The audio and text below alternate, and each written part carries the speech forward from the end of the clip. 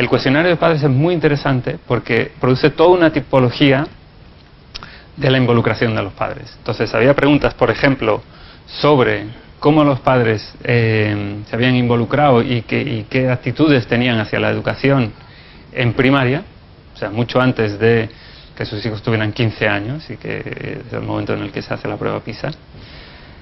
Y para cuando ya estaban en secundaria, ¿no?, durante la prueba PISA, si los padres estaban involucrados o no en la escuela, si se involucraban o no directamente, si esperaban, por ejemplo, que fueran llamados a la escuela o se involucraban de su propia iniciativa en la escuela. Y por último, qué tipo de comportamientos observábamos en la casa, ¿no? Entonces hay toda una tipología muy interesante. El informe va en muchísimo detalle sobre cómo cada uno de estos comportamientos y bueno, lo que reportan los padres está relacionado con el rendimiento de los alumnos a los 15 años.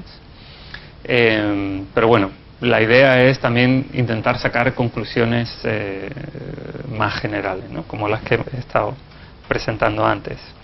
Este es el tipo de datos que tenemos y en los que se basa el informe, ¿no?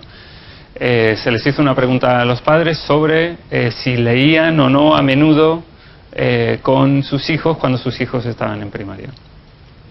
Y bueno, en el eje vertical simplemente observamos la diferencia en el rendimiento de estos alumnos a los 15 años, ¿no? Los padres que dicen que leen muy a menudo o los alumnos cuyos padres dicen que leen muy a menudo, comparándolos con alumnos cuyos padres dicen que leen menos a menudo, ¿no? Y lo que observamos son diferencias bastante importantes en el rendimiento de los alumnos a los 15 años. En algunos países incluso superiores a 40, 50 puntos, 60 puntos, ¿no? O sea, son grandes diferencias. Por supuesto, esto está ligado de alguna manera con el nivel socioeconómico de los padres. Pero incluso cuando comparamos estudiantes de un nivel socioeconómico similar, se ven diferencias significativas en el rendimiento de los alumnos de 15 años. Y cuando digo significativas no me refiero solamente a significativas estadísticamente, sino también de un tamaño importante, ¿no? 20, 30 puntos en algunos casos. Entonces, como decía, teníamos estos resultados para, digamos, la involucración en la edad temprana. Tenemos resultados muy similares para diferentes tipos de implicación a los 15 años. Aquí tenemos la diferencia con respecto a los alumnos cuyos padres dicen que frecuentemente comentan libros, películas o programas de televisión antes de ajustar por el nivel socioeconómico de los alumnos y después. Y como veis, diferencias bastante importantes, incluso comparando alumnos de niveles socioeconómicos similares, ¿no? Y esta pregunta era particularmente interesante porque si comparamos algo, digamos, un poco más sofisticado, algo un poco más, digamos, complejo, vemos que las diferencias son muchísimo más amplias que otro tipo de preguntas en las que simplemente se les decía a los padres, se les preguntaba si hablaban sobre la escuela o no en casa, diario o semanalmente o algo por el estilo, ¿no? Entonces lo que argumenta el informe es que cuando la interacción es un poco más compleja, se trata, por ejemplo, hay otra pregunta sobre si se discute política o no, temas sociales. Esas suelen ser los comportamientos que están asociados con unas diferencias mayores. Por supuesto, aquí lo único que estamos haciendo es describir lo que está en la base de datos. No hay manera de poder investigar si se trata de una relación causal o no, o hasta qué punto, ni qué tipo de selección hay en la respuesta de estas preguntas. También en la encuesta de padres, la participación es menor que en la encuesta de estudiantes, ¿no? O sea que son datos que no son perfectos, pero bueno, es algo que observamos en casi todos los países que participan y por lo tanto nos parece interesante comunicar. sobre esto. Sí. ¿Habéis tenido en cuenta la desigualdad social en este tipo de preguntas? La social desirability.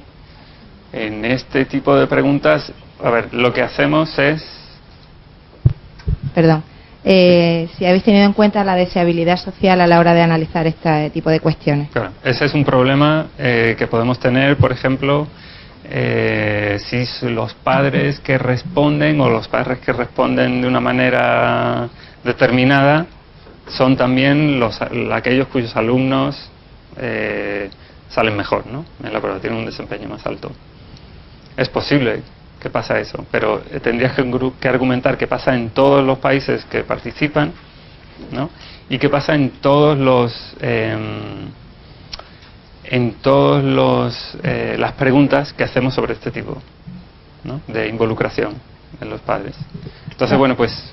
Sí, también me estaba refiriendo a, por ejemplo, el hecho de que cuando alguien te pregunta, ¿lees a menudo? Intentamos contestar lo que se espera que se conteste y no realmente. Si tenéis preguntas de control para tener en cuenta este tipo de... No hay nada no tenemos ningún instrumento, digamos, para ver algo así, ¿no?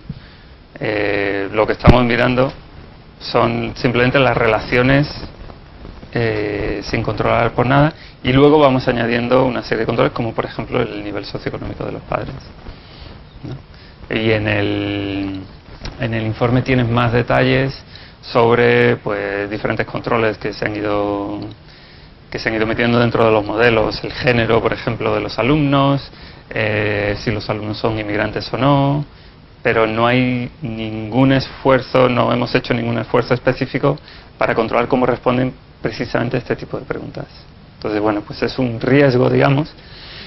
Lo que nos da confianza en este tipo de resultados es que lo observamos en país tras país y lo observamos para cada uno de los temas que nos interesan, ¿no? Entonces, cuando tienes la perspectiva global, digamos, pues parece que podemos tener confianza en que estos resultados realmente nos están diciendo algo.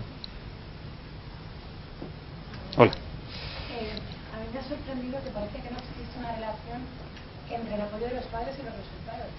O por lo menos países o sistemas educativos como Hong Kong o Corea, que entrarían en la cabeza, reciben poquito apoyo, no sé si porque a lo mejor están en las academias privadas, el apoyo es efectivo.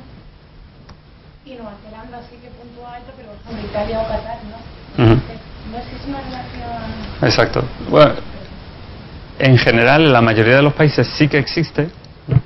Es verdad que siempre hay alguna excepción y pues no sabes muy bien si se refiere concretamente a algún aspecto cultural, por ejemplo, o algún aspecto sobre cómo han respondido a la pregunta de manera diferente en un país y en otro. Entonces nosotros, por ejemplo, en Asia sabemos que la gente suele responder en las categorías del medio. Entonces, simplemente esa cuestión te puede dar como resultado una relación muchísimo más pequeña, porque simplemente hay menos diferencias entre unos padres y otros en Hong Kong, ¿no? Entonces, es difícil leer demasiado en solamente un resultado como este.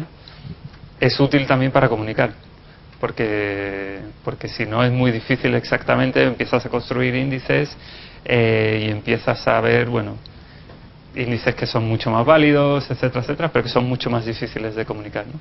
Entonces, nosotros nos centramos en estos resultados normalmente porque pensamos que son los que comunican el resultado mucho mejor. En el informe hay toda una ristra de controles, de pruebas para asegurarnos de que realmente estamos viendo algo interesante, ¿no? Adelante.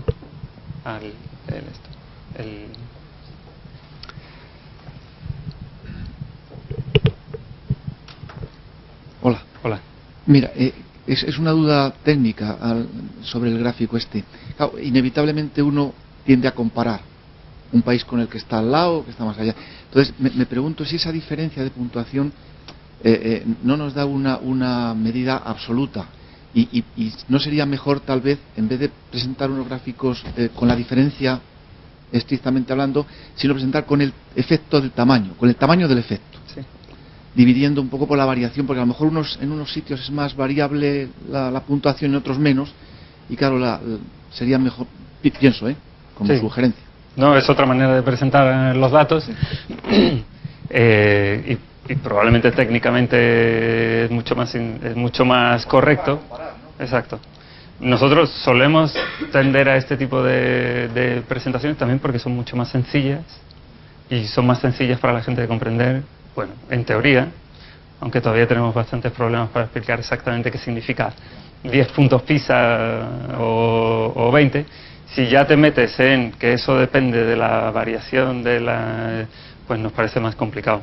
No, decía que simplemente estandarizando ese índice por el tamaño del efecto sí que se podría hacer una comparación entre países más uniforme. Sí. Yo, por ejemplo, no he intentado comparar ninguno de los países que salen en este gráfico, ¿no? Y muchas veces para este tipo de análisis intentamos evitar eso precisamente por todo el tipo de preguntas que estáis sacando. Pero sí que nos parece muy interesante poder ver cuál es la tendencia en muchos contextos diferentes.